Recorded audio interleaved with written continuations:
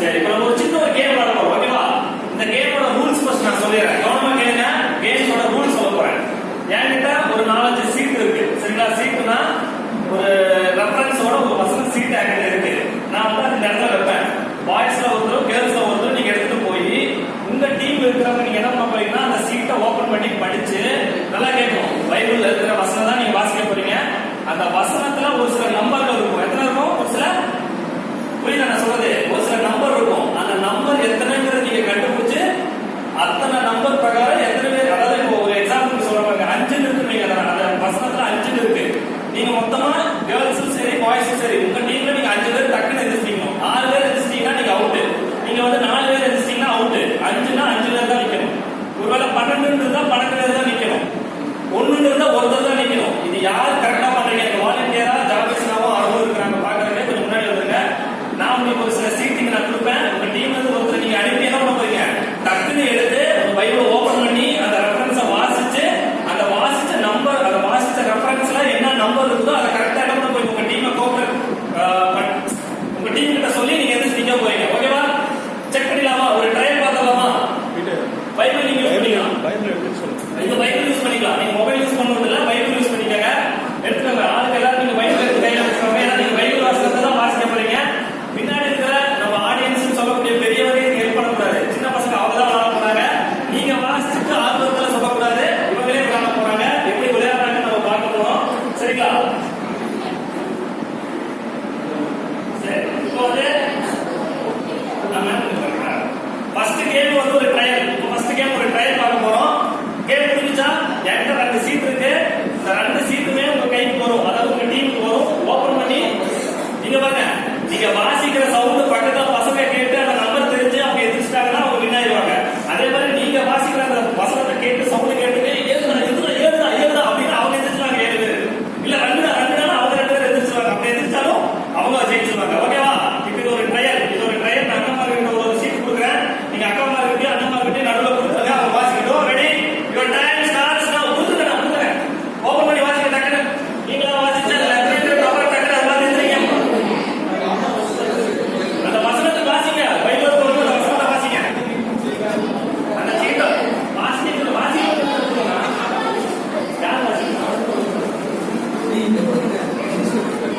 சீக்கிரம் girls are boys யாருன்னு பார்த்துடலாம்.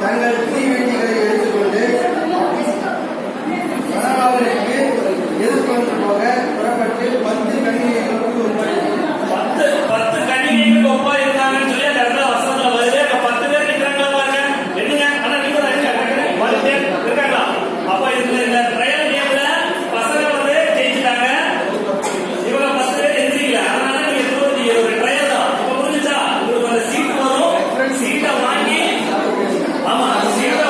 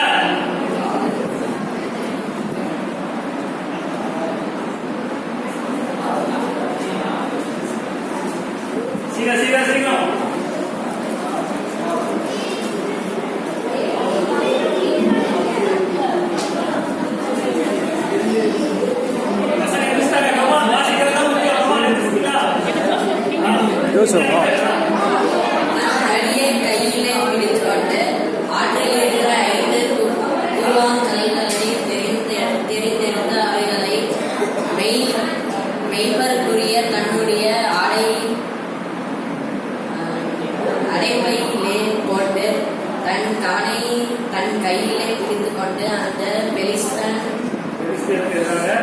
அண்டையிலே போனான். Okay super. 5 கூழாங்கலை எடுத்துட்டு மேடம் ஆத்துல இருந்து எடுத்துட்டு போனாங்கிறத பசங்க அழகா அதை நிரூபிச்சு கடைசி ரவுண்ட்ல அவங்க ஜெயிச்சிட்டாங்க. ஓகே அவங்களை கை தட்டிடலாமா? நாங்க வந்து விளம்பரத்துல இருந்தாலும் ஜெயிக்கணும்னு சொல்லி அவங்க ஜெயிச்சாங்க. இருந்தாலும் ஓவரால் பார்க்கும்போது கேம்ஸ்ல ஜெயிச்சது கேர்ள்ஸ். கை தட்டலாம்.